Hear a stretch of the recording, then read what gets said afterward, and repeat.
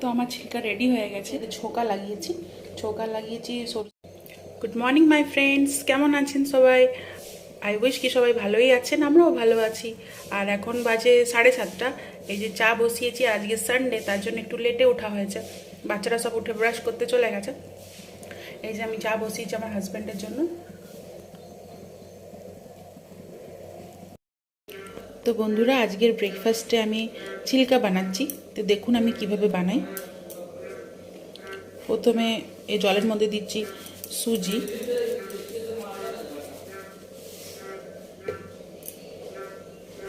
আটা,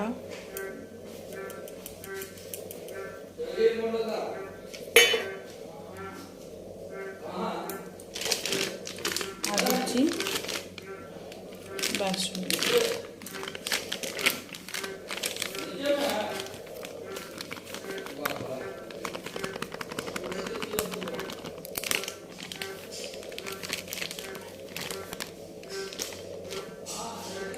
এখানে আমি দুধ গরম বসিয়েছি, দুধ গরম হচ্ছে, বাচ্চাদেরকে দেবো এখন। আর এই যে ব্যাঙের আওয়াজ কন্টিনিউয়াসলি হয়েই চলেছে এই ব্যাঙের আওয়াজগুলো ভয়ঙ্করভাবে, একদম আস্তে আস্তে যেন বেড়ে যাচ্ছে আওয়াজটা। আর একটু পরিমাণে দিয়েছি ময়দাটাকে আমি চেলে নিয়েছি, কেন বর্ষার দিন তো ময়দাটা একটু যদি পোকা টোকা হয়ে থাকে বলে, তো নতুন প্যাকেটই তাও চেলে নিয়েছি। তো এর মধ্যে দিয়ে দেবো এখন নুন, একটু হলুদ, একটুখানি লঙ্কার গুঁড়ো, পেঁয়াজ কুচি আর একটুখানি কাঁচা লঙ্কা কুচি দেবো। বাচ্চারা তো ঘরে আছে, যদি খাবে তো বাচ্চারা খেলে আমি তখন ওদেরকে চেক করে করে খাইয়ে দেবো, তাতে কোনো অসুবিধা হবে না। আর এর সঙ্গে বানাবো চাটনিটা বানাবো আপনার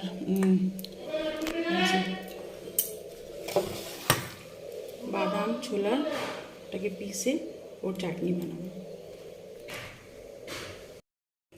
তো এটাতে দিয়েছি আমি লঙ্কার গুঁড়ো, হলুদ গুঁড়ো আর একটু চিকেন মশলা, আর দিয়েছি নুন, আর অল্প পরিমাণে দেবো চিনি। এখন সবগুলোকে ভালো করে ফেটিয়ে নিচ্ছি।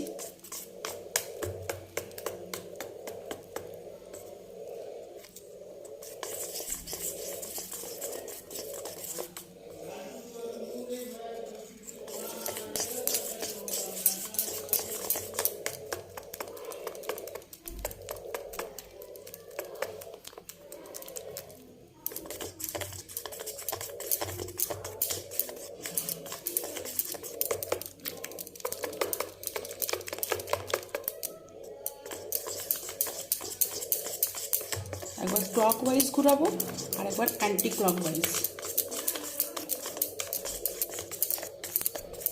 তারপরে এইট লিখছি আমি মধ্যে।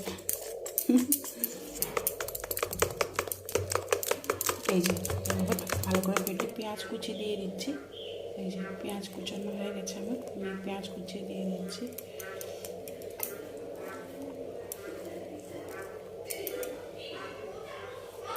আর দিচ্ছি কুচনো লঙ্কা, একটু আমি পাকা লঙ্কাগুলো দিয়েছি যাতে দেখতে একটু ভালো লাগবে।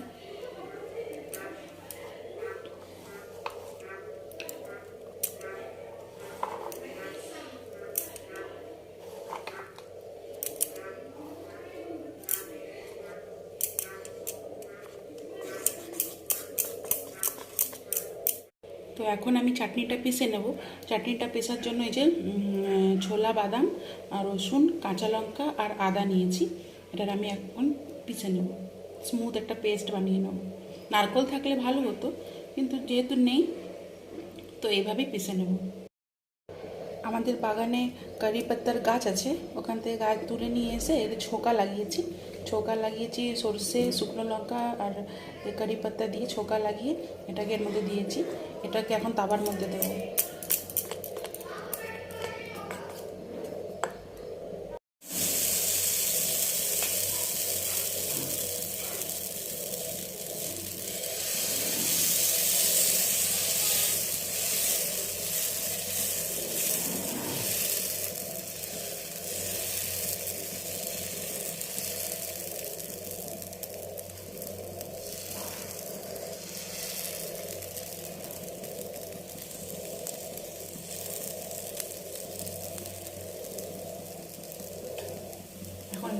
ঢাকা দিয়ে দেবো। তো আমার ছিলকা রেডি হয়ে গেছে, এই যে এখন দিয়ে দেবো বাচ্চাদেরকে। হ্যালো বন্ধুরা, আর এখন আমার স্নান পুজো সব করে আমি চলে এসেছি। আর এখন বাজে ওই 10:30 11টা হবে। আর সবার ব্রেকফাস্ট হয়ে গেছে। আর এখন রান্না বসিয়েছি, ভাত আর ভাত, ডাল আর করলা সেদ্ধ, আলু সেদ্ধ, ভাত, ডাল, করলা সেদ্ধ, আলু সেদ্ধ, আর কিছু না, বাস এটাই হচ্ছে আজ সানডেতে। আর করলাটাকে আমি কি করে খাই ওটাকে আপনাদের সঙ্গে শেয়ার করব, দেখবেন। ওটা আপনারা যদি খেয়ে থাকেন তো অবশ্যই কমেন্টে জানাবেন কি আপনারা এইভাবে খেয়েছেন কি না। তো বন্ধুরা, আমার হাজব্যান্ড নিয়ে এসেছে কাঁঠাল, এই যে এখন কাটা হবে এটাকে, মানে খুলছি, কাটবো তো না, একদম পেকে গেছে, এই যে।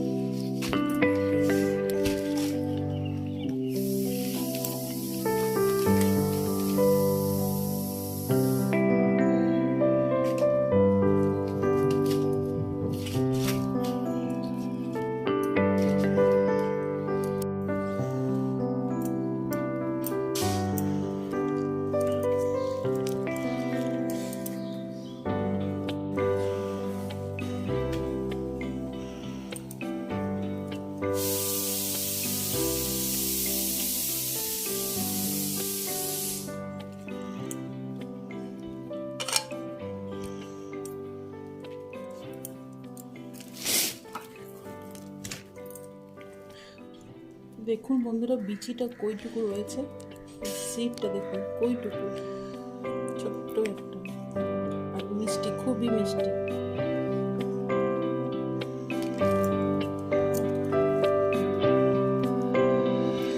আমাদের লাঞ্চ রেডি। লাঞ্চে আছে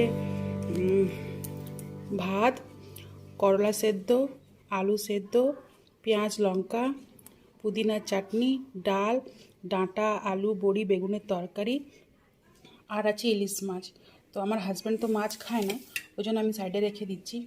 আর করলাটাকে বন্ধুরা আমি কিভাবে মাখিয়েছি আমি বলে দিচ্ছি।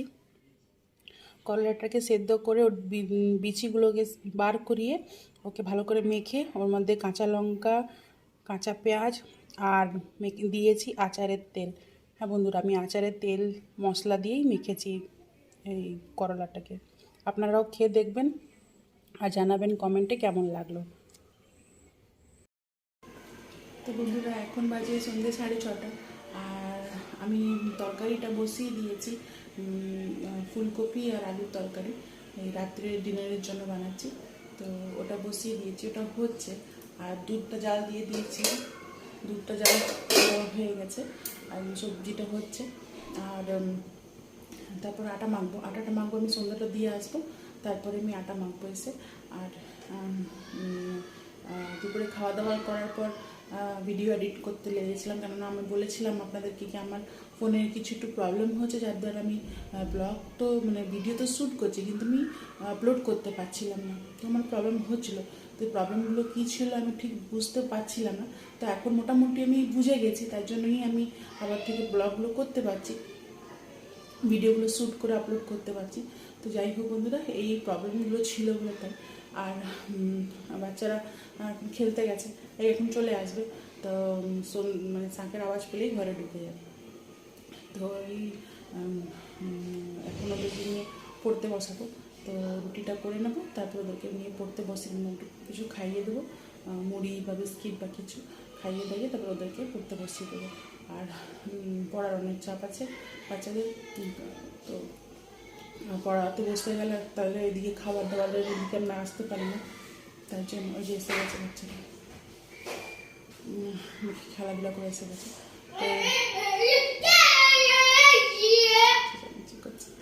তো ওই হলো। তো এখন আমি যাবো সন্ধ্যা দিতে, চলো আমি আসছি, চলো চলো আমি আসছি, চলো। হ্যাঁ, তো যাবো এখন সন্ধ্যা দিতে। তো এখন রুটটা করে নিয়ে তারপর ওদেরকে পড়তে বসিয়ে দেবো। পড়তে বসালে এখন আমি আর উঠতে পারবো না, মানে পুরো পড়াগুলো কমপ্লিট করার পরেই উঠতে পারবো। তার জন্যই আমি সব খাওয়া দাওয়াগুলো রেডি করে নিচ্ছি। ঠিক আছে বন্ধুরা, তুমি দেখা হচ্ছে আর একটু পরে। একদম হালকাভাবে সবজিটা করেছি, একদম কম মশলা দিয়ে সবজিটা করে নিয়েছি। রাত্রে ডিনারের জন্য তো বেশি মশলা চাইনি, হালকাভাবে। তো বন্ধুরা, আমার হাজব্যান্ড গেছিলো রাধা গোবিন্দ মন্দির, তো ওখান থেকেই এই প্রসাদ নিয়ে এসেছে। প্রসাদ হচ্ছে পায়েস, আজকে পায়েস হয়েছিল, তো এই প্রসাদ এনেছে। তো বন্ধুরা, আমরা এখন একটু একটু করে সবাই প্রসাদ গ্রহণ করব, আর তারপর ডিনার করব। ডিনারে তো ওই রুটি আর ফুলকপি তরকারি করেছি, তো ওটাই আমরা এখন ডিনার করব। আর আজকের ব্লগটা আর বেশি লম্বা না করে এখানেই করব, শেষ করব, এন্ড করব। তো যদি আপনাদেরকে ব্লগটা ভালো লেগে থাকে তাহলে অবশ্যই একটা লাইক করবেন, শেয়ার করবেন, সাবস্ক্রাইব করবেন, আর আমার চ্যানেলের পাশে থাকবেন। আর আপনারা কমেন্ট নিশ্চয়ই করবেন বন্ধুরা, কমেন্ট দেখলেই আমাকে ভালো লাগবে। তো ওই জন্য বারবার করে রিকোয়েস্ট করছি কি আপনারা একটু কমেন্ট করবেন, লাইক করবেন, আর ভালো থাকবেন। Thank you so much for watching. Good night, tata, take care.